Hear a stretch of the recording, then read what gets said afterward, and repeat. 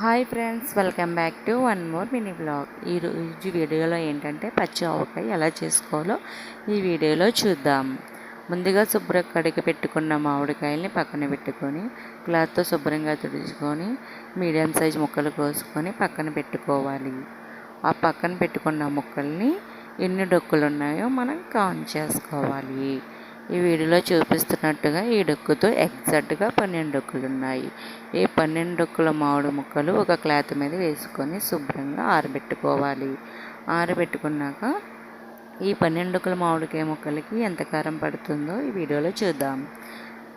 ఈ 12 ముక్కల మామిడికాయకి ఈ డొక్కుతో ఎగ్జాక్ట్గా 2 డొక్కుల కారం, డొక్కున్నర ఆవాలు పౌడర్, పావు డొక్కు మెంతు పౌడర్, తగిలినంత మెంతులు, ఓ డొక్కు సాల్టు, తగిలినంత వెల్లుల్లిపాయలు వేసుకొని బాగా కలుపుకోవాలి.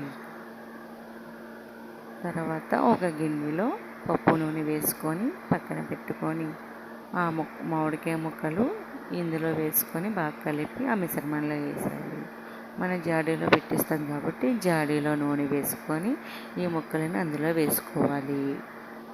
ముక్కలను అందులో వేసుకున్న తర్వాత మొత్తం అన్నీ ఈ ప్రాసెస్ అంతా అయ్యాక మనం జాడీ పట్టించాక 3వ రోజు మళ్ళీ తీసి తిరిగేయాలి. పచ్చడి మొత్తం మళ్ళీ కలుపుకోవాలి.